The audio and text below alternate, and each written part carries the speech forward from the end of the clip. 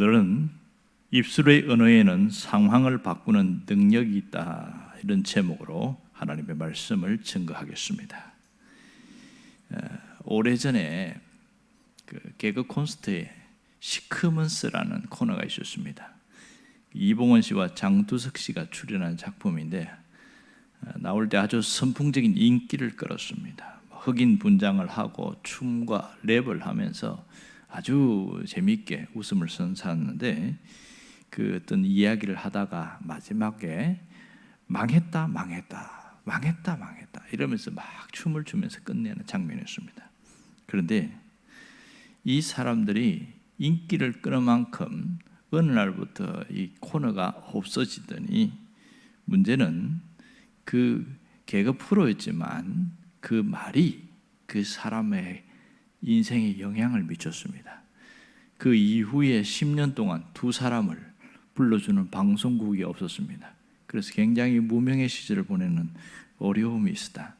사람들의 얘기가 그 코너가 그 인생을 망하게 했다, 그런 얘기가 들릴 정도였습니다.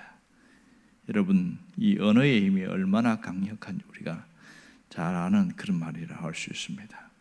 우리는 사람은 말과 말로 연결되어서 살아가는 것이지요. 하나님이 주신 우리에게 준 선물 중에 하나가 언어입니다. 이 말이라는 건데요, 문제는 말은 순기능과 역기능이 있습니다.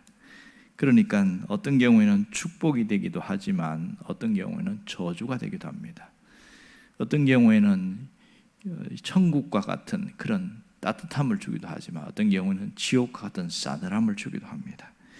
그만큼 말 때문에 웃고 울고 그렇게 말이 사람을 살리기도 하고 죽이기도 한다, 이런 것을 잘 알고 있지요. 그래서 사람들은 말은 흉기가 될 수도 있다, 이렇게 이야기합니다. 언어 폭력은 어제 오늘의 일이 아닙니다. 이 말 때문에 유명한 연예인들이 자살하는 경우가 굉장히 많습니다. 결국은 이 말 때문에 어려움이 있는 것이 2000년 전에도 그랬습니다. 오늘 이 에베소 교회는 말 때문에 문제가 많았음을 바울이 지적하고 있습니다. 이 말 때문에 상처를 받고 말 때문에 실망하고 말 때문에 교회를 떠나는 일들이 생겼습니다. 그래서 오늘 이 바울이 쓰지 말아야 할 말에 대하여 이야기를 하고 있습니다. 음행과 온갖 더러운 것과 탐욕은 너희 중에서 이름조차도 부르지 말라, 이렇게 이야기를 합니다. 그러니까 당시 에베소 교회 안에 이런 말들이 계속 퍼졌다는 것을 알 수 있습니다. 그 4절에서 또 한 번 더 이야기하지요. 누추함과 어리석은 말이나 희롱의 말은 마땅치 않다, 이렇게 말합니다. 이런 말들을 쓰고 있었기 때문에 이렇게 하지 말라 하고 있는 것이지요. 그러니까 말에는 깨끗한 말과 더러운 말이 있음을 알 수가 있습니다. 이 음행의 말, 온갖 더러움과 탐욕의 말들은 신앙인들에게 쓰지 않아야 될 말입니다. 그런데 4절의 누추함이라는 게 뭔가? 누추함은 성적인 농담을 말합니다. 어리석은 말은 쓰지 않아야 할, 아무 유익도 안 되는 그런 농담을 말합니다. 그러니까 상스러운 농담들, 일상 언어적으로 쓰고 있었다는 걸 알 수 있죠. 이 앞에 에베소 4장 29절에도 보면 말에 대해서 한 번 더 언급한 적이 있습니다. 이 부정적인 말이나 더러운 말들은 쓰면 안 된다, 이런 지적을 한 적이 있는데요, 거기 보면 무릇 더러운 말은 너희 입 밖에서도 내지 말고 무슨 말을 해야 되냐? 오직 덕을 세우는 데 소용되는 데 선한 말을 하여 듣는 자들에게 은혜를 끼치게 하라, 이렇게 했습니다. 그러니까 더러운 말을 하지 말고 깨끗한 말, 우리가 말하면 덕을 끼치는 말, 선한 말을 하라, 이렇게 얘기하고 있는 것이죠. 자, 여기서 이 말의 언어 사용에 대해서 바울이 지침을 주고 있는데, 그러면 바울이 강조하는 언어의 핵심은 뭐냐? 오늘 4절 하반절에 보면 오히려 감사하는 말을 하라, 이렇게 이야기합니다. 이게 핵심이라는 거예요. 적극적으로 해야 할 말은 감사의 말입니다. 그러니까 하나님께 감사하고 사람에게 감사의 말을 해야 된다, 이것만 우리가 더 써야 하는 언어다, 이 얘기를 하고 있는 것이죠. 무엇보다도 하나님께 대한 감사의 말이 우선적으로 중요하다 이렇게 이야기합니다. 왜냐하면 하나님을 향한 감사의 표현은 우리의 입술의 타락을 막는 능력이기 때문에 그렇습니다. 우리의 언어가 변질되지 않으려면 감사를 선포해야 되고 나와 주변 사람들에게 감사의 말이 흘러가게 해야 된다. 감사의 선포, 이 점이 대단히 중요한 것이죠. 여러분, 그렇다면 우리를 또 돌아보면 좋겠어요. 감사를 하긴 해요. 보면 어떤 누군가가 도와줄 때나 또 고마움을 느낄 때는 그렇게 표현합니다. 일반적이니까요. 그러나 그렇지 않을 때도 과연 감사를 하고 있는가 하는 거죠. 우리가 하나님께도 기도할 때도 보면 감사하다고 그러고, 그런데 얼마나 하고 있냐는 거예요. 얼마나 자주 하고 있는가, 이 점을 우리가 한번 돌아봐야 되는 것이죠. 사실 그냥 평범할 때는 감사하는 게 쉽습니다. 그런데 문제는 몸이 아플 때는 이 감사의 말이 안 나온다는 거예요. 마음이 상할 때는 감사의 말이 쑥 들어가 버립니다.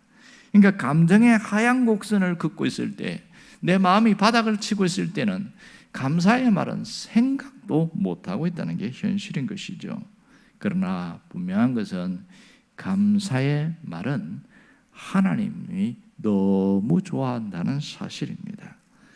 어떤 선교사님에게 목사님이 이메일을 받은 적이 있는데, 그 선교사님이 좀 개그를 잘 하시는 분가 봅니다. 목사님에게 이메일을 보내면서, 목사님, 하나님이 좋아하는 과일이 있는데 아세요? 이렇게 보냈어요. 뜬금없이 툭 왔는데 한번 생각해 보니까, 하나님이 과일을 좋아하셔? 무슨 과일 좋아하지? 생각해 보니까 모르겠더라는 거예요. 아무리 성경을 찾아봐도 하나님이 무슨 과일 좋아하는지 찾아본 기억이 없는 거예요. 그래서 글쎄요, 하나님 무슨 과일을 좋아하죠? 그러더니 한참 후에 답이 오는데 정답이 뭐냐면 감이었습니다. 하나님은 감을 좋아하십니다. 그러는 거예요.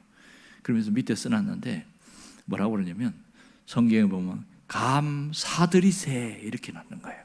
하나님께 감을 사드려야 된다고 이렇게 많이 이야기했다는 거예요. 아주 쓸렁한 아재 개그였죠. 근데 이분이 처음에는 에이 뭐야 이렇게 있다가 성경을 읽는데 하필이면 그 시편 후반부를 읽은 거예요. 시편 후반부에 보면 여호와께 감사하세, 이 말이 엄청 많이 나오거든요. 그러니까 그 얘기가 새롭게 들리는 거예요. 하나님께 감사해야 되는구나, 감을 사드려야 되는구나, 이런 생각하면서 그 말이 내리에 떠나지 않는 거예요. 그래서 하나 보니까 성경에는 감사라는 단어와 감사를 권면하는 말들이 굉장히 많은 것을 다시금 눈여겨보게 되었다, 그런 얘기가 되는 것이죠. 여러분, 이 하나님께 감사하는 그것은 너무 귀한 일입니다. 그리고 아주 하나님이 기뻐하는 일입니다. 여러분, 왜 하나님이 이 감사하는 것을 좋아하는지 아세요? 감사의 선포에 능력이 있기 때문에 그렇습니다. 감사의 선포에 능력이 있어요. 우리가 들은 얘기가 보면 말이 씨가 된다, 이 말은 어른들이 늘 하던 말입니다. 정말 감사의 말은 씨를 뿌리는 것과 같습니다. 씨를 뿌린다는 거예요. 말하는 것 자체가 씨를 뿌리는 건데, 말 한 대로 이루어진다는 것이 과학적으로 입증된 것을 몇 번 봅니다.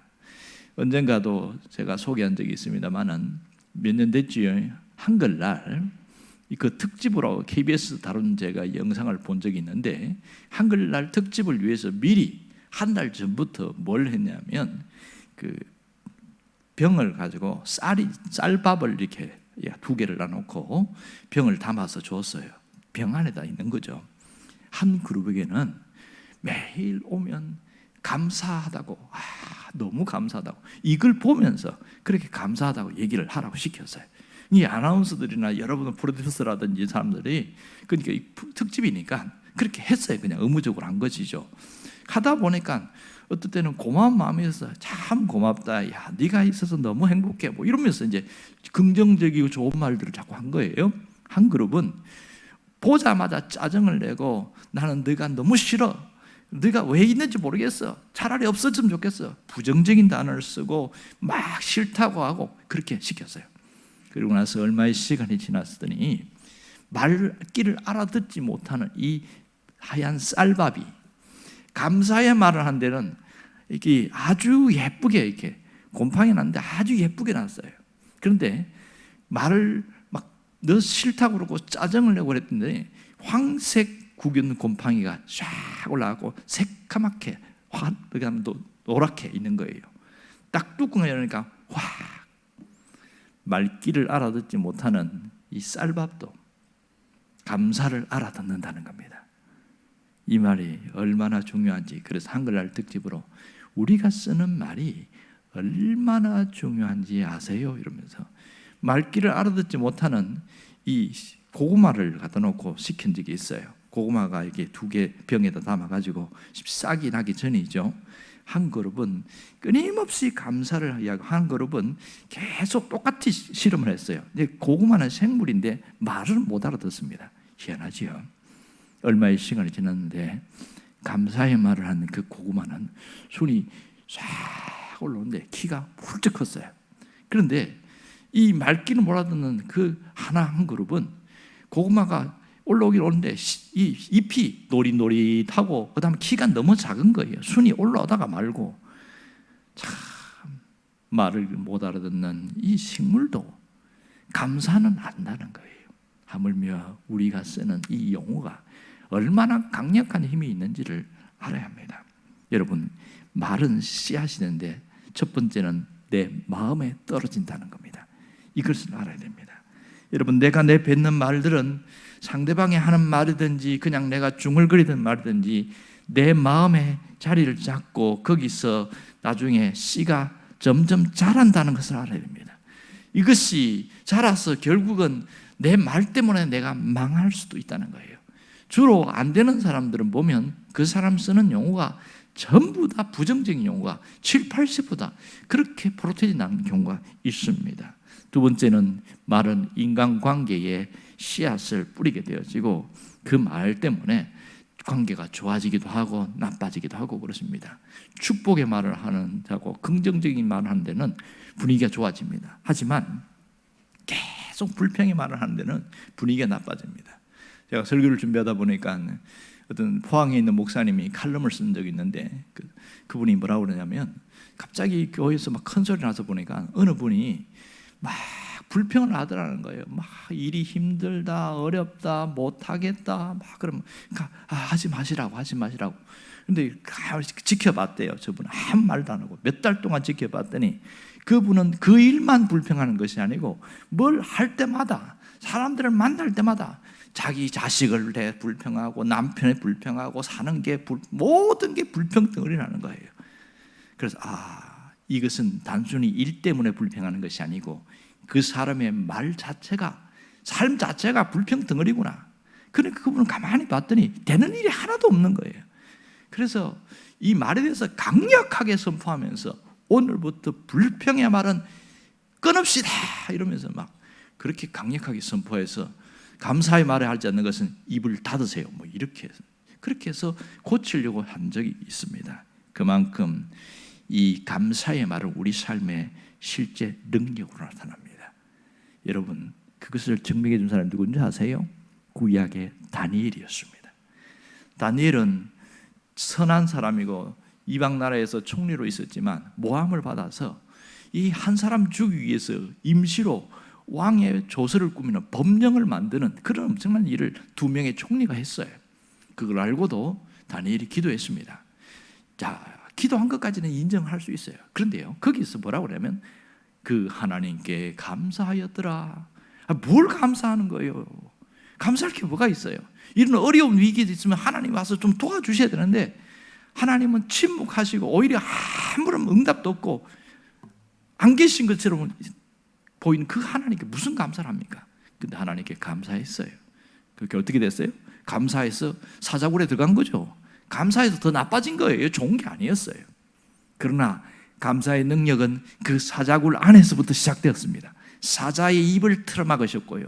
결국은 그 있는 모함에 있던 총리들이 오히려 거꾸로 사자밥이 되어지고 마지막이 뭐라고 나오냐면 다니엘서 6장에 보면 이 다니엘이 다리오 왕 시대에 바사 사람 고레스 왕 시대까지 형통하였더라 이렇게 씁니다. 이 시대를 걸쳐서 총리가 되었을 뿐만 아니라 형통하였다는 것은 그의 삶이 대로같이 열렸다, 이야기를 이렇게 말하고 있습니다. 여러분, 분명한 것은 감사는 그 당시에 감사한다고 해서 환경이 좋아지거나 변화가 없다고 무시하지 마시기 바랍니다. 분명한 것은 감사는 능력이 있습니다. 감사의 선포는 우리 삶을 바꿔놓습니다. 그럼 누구에게 감사해야 돼요? 다른 사람에게 감사하지 말고 먼저 자기 자신에게 감사의 선포를 할 수 있기를 바랍니다. 눈을 뜨면 너는 할 수 있어, 너는 잘할 수 있어, 힘을 내, 네가 최고야, 자기 자신에게 이렇게 말을 할 때에 그것을 내가 듣고, 처음에는 이게 습관이 안 됐기 때문에 어렵단 말이에요. 몸이 아파요. 그러면 아이고 아파, 습관적으로 나옵니다. 그런데 아니야, 나는 건강할 수 있어, 나는 갈수록 더 힘이 되고 나는 머리가 더 좋아지고, 거꾸로 이야기를 하면 말을 우리 뇌가 알아듣는다는 거예요. 이제부터는 상황에 맞는 대로, 감정에 느끼는 대로 그 흐름을 따라 말하지 마시길 바랍니다. 역류해서 거꾸로 이야기하시길 바라요.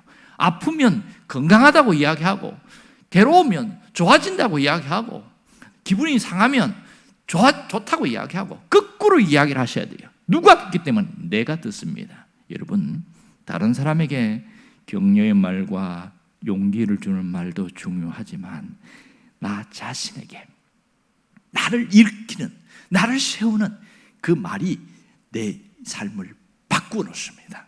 오늘부터 눈을 뜨면 아침부터 저녁까지 자기 자신에게 힘을 주는, 용기를 주는 말을 할 수 있기 바랍니다. 이게 잘 안 되는 사람은요, 제일 쉬운 게 뭔지 아세요? 성경에 나오는 구절 중에서 여러 개 구절이 있습니다. 용기를 주는 말들, 나에게 힘을 주는 말들이 굉장히 많이 있어요. 그 말들을 시작하면 됩니다.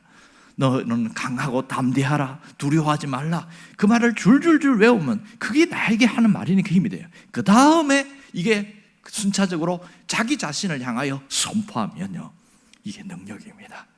여러분, 말이 인생을 바꿉니다. 이제는 삶을 내 말을 통하여 바꾸어 나갈 수 있기를 주의 이름으로 축원합니다. 기도하겠습니다. 살아계신